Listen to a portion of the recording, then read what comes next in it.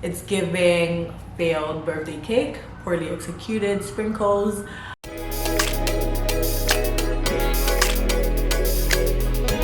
Hey y'all, it's your girl Shouse. In today's video, I'm debuting a really exciting series where I'm gonna be reacting to celebrity style. Starting with the Met Gala, which was supposed to be a Gilded Glamour affair, but people did their own thing as usual. First, some background about Gilded Glamour. So the theme refers to the Gilded Age, that period between 1870 and 1900s in the United States where people were making money. All those banks, those oil companies, the Vanderbilt families, they were out here racking up wealth. There wasn't as much regulation. And so that's when people really started showing out all the fashion because that bank account was padded. So fashion at the time was all about excess. The more details you had on your dress, the more money it meant you had because people were spending time making them. You had lace, you had ruffles, you had feather, you had the gilded leaves. That means you had money. So we were supposed to see some of that yesterday because it pulls from the Victorian era with the corsets, the huge crinoline skirts, volume, excess, money, wealth. And we saw some of that, but for the most part, I don't know. So we're gonna get into that. But before we get into this, be sure to subscribe for more fashion reviews. And without further ado, let's get into it. Starting with the best dress in my opinion, and I'm judging this based on how well they fit the theme, how good the clothes look on them, so if we didn't have any fit proportions, and just the overall swagger that they brought to Gilded Glamour. So let's start with my favorites, because child, that list was not that long. First, Nicola Coughlan, hands down, she was one of the best dressed people there. Like, I don't know what y'all think. That Richard Queen moment was sweet, it was beautiful, it was regal. She's a queen.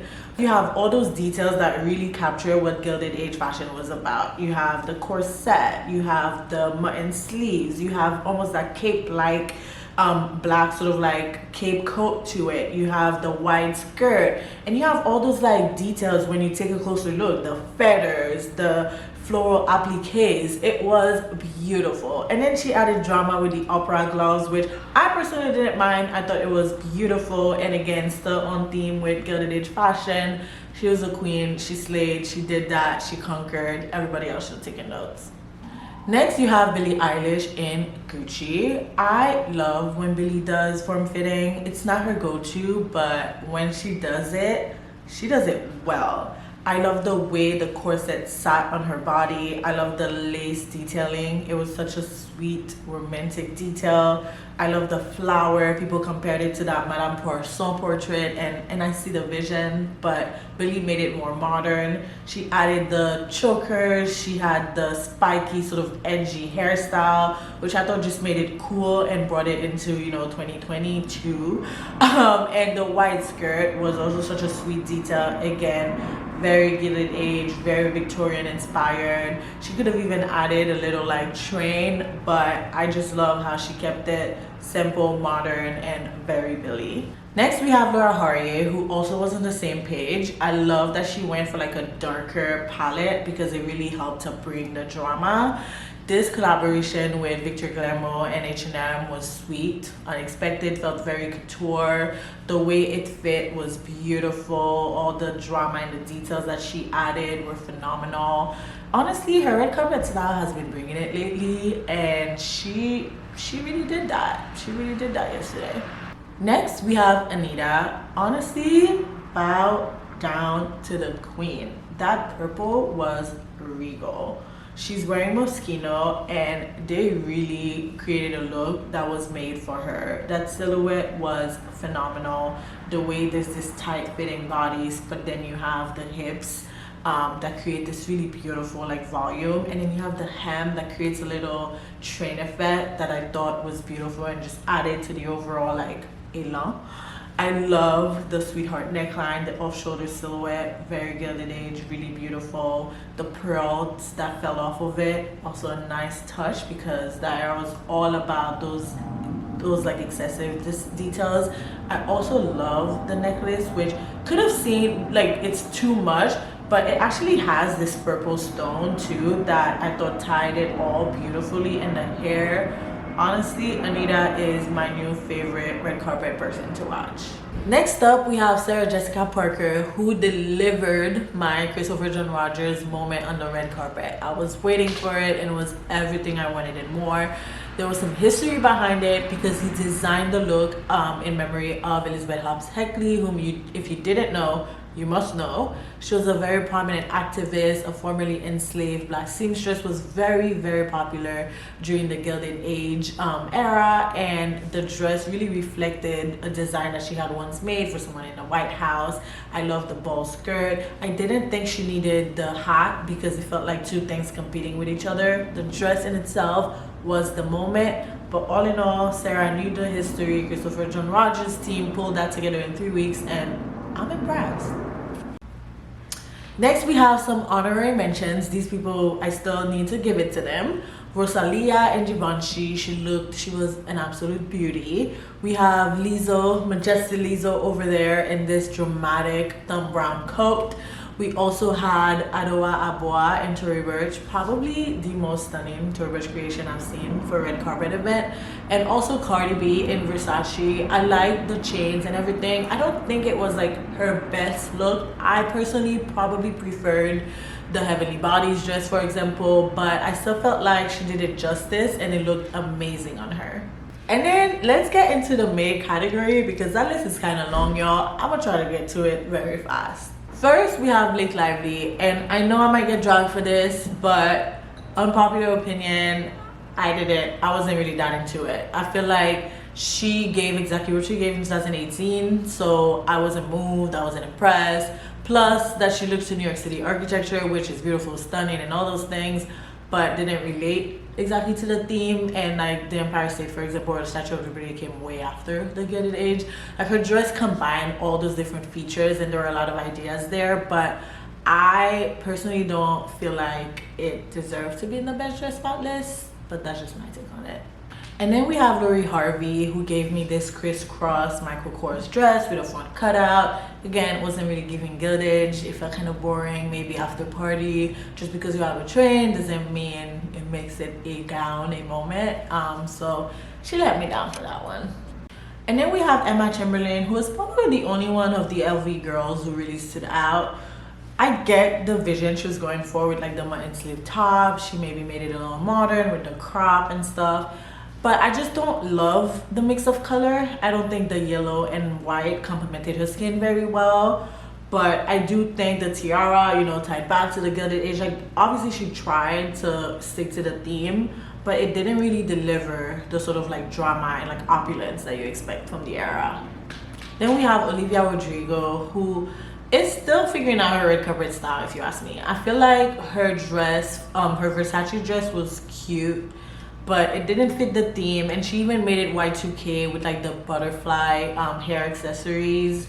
Overall, my girl is a little lost, so I'm gonna give her some grace. Next, we have Ciara, who was wearing Michael Kors. I don't even think she understood her look to be it. She just said, we're doing modern gilded woman, but then she had this like one shoulder, high slit, zebra print dress, and I'm just like, I don't see how it connects to the past at all. It's just like completely in a different direction.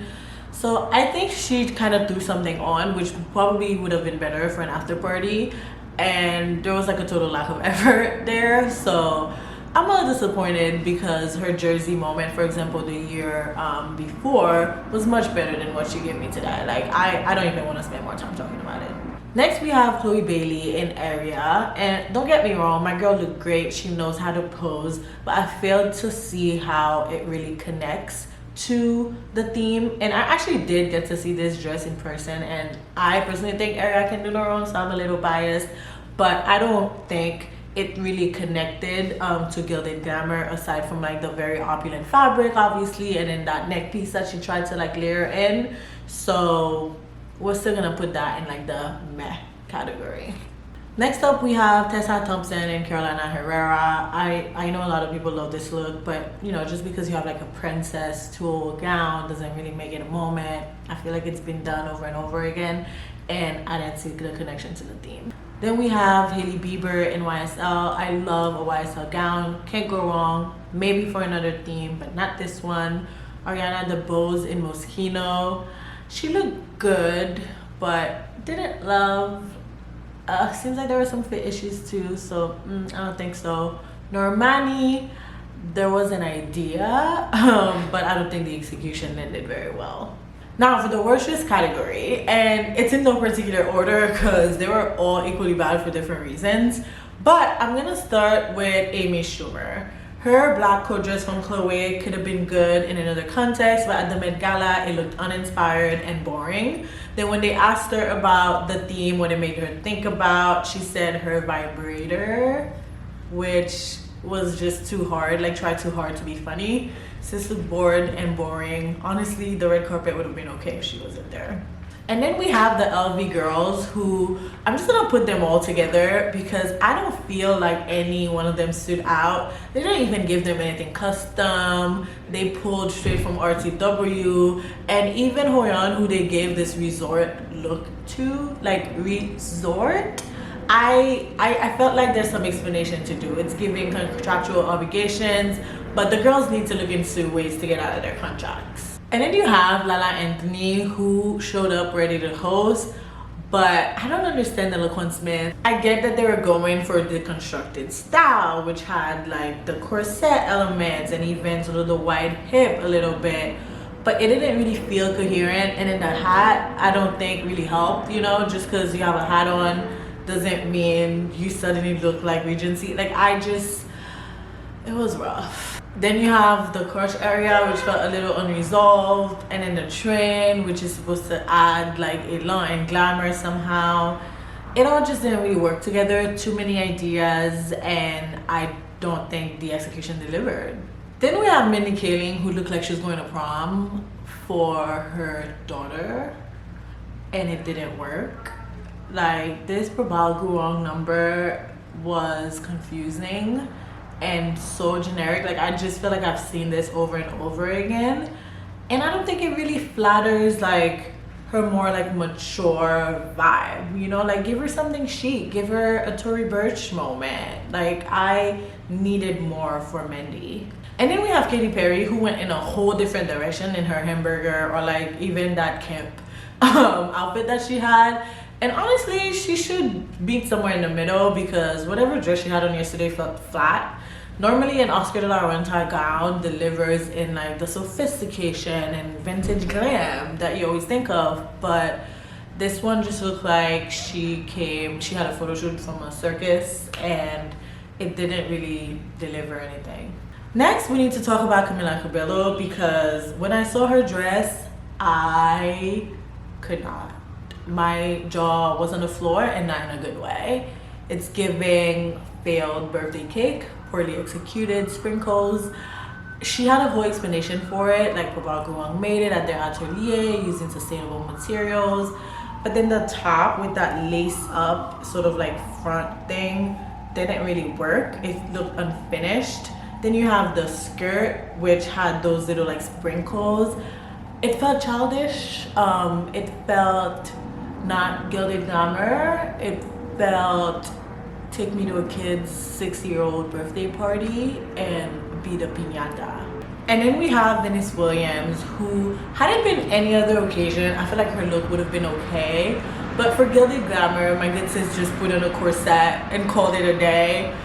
And I was hurt. Laura didn't even have Zendaya that night, so I don't understand why, you know, they didn't bring it out more. Did they run out of time? Did she just grab something from her closet already? Because that was the energy I was getting. I was hurt. And then we had Gigi Hadid, who wore Versace. I feel like she thought the coat was the moment and was gonna save whatever was underneath. But to me, your outerwear is just as important as what's inside. The latex, and then the sheer panel, and then the latex leggings, it all didn't feel super appropriate, or at least if they had developed that idea a little more, I feel like it would have been interesting. But then the coat, you know, it's just like sweeping, it has a train, it moves up the stairs. It's just, I've seen this over and over again, and it still didn't really feel on theme. I couldn't believe it was Gigi at first when I saw it, especially when it's without the coat. Like, at least with the coat, it looks like an effort was made, but without, it just looks random. and like she was just going to an after party. Last but not least, we have the Kardashians. Where do I even start? Well, Khloe, not much to comment on there, so not really gonna spend too much time on it. Fine, Tom Brown, cool. Kylie in off-white, looking like a runaway bride. I mean, you know, the look could have worked for something else. I don't know what, but not at the Met Gala. It just, and then she quickly walked up the stairs like she didn't even want people to be seeing it, and I understood that. And then we have Courtney, who she didn't know what she was doing. Like when the interviewer asked her, she was just like, I didn't really think about it, to be honest, and it showed. Like whatever diaper skirt moment she was having. I mean, Tom Brown is a master of cuts and tailoring, and this look, honestly, if I was Tom Brown, like I probably wouldn't have even wanted her to say it was me. Like I would have preferred she said it was just a random designer. And you know, even Travis looked a little better than her, to be honest. Like it didn't look good, the fit was wrong, she just sort of like had her body posed in there like this. She wasn't really giving anything. And then we have Kendall Jenner, who had this Prada skirt that was the only thing with the bustle, the huge, you know, back, that felt like there was an attempt to be Gilded Glamour. But the tank top, I don't understand. The sheer, the fishnet over it, it didn't really connect to me. It just felt like two different looks going on, and again, not much to comment on there. And then we have Kimberly Kardashian, who arrived last because that was supposed to be the moment.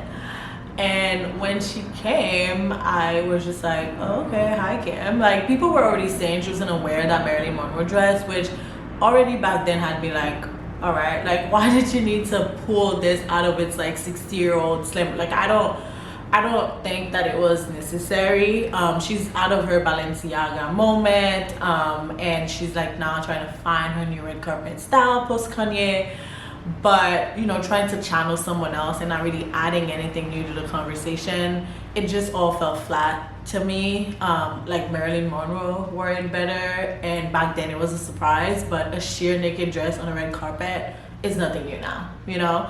So I just want to see a bit more creativity from Kim overall.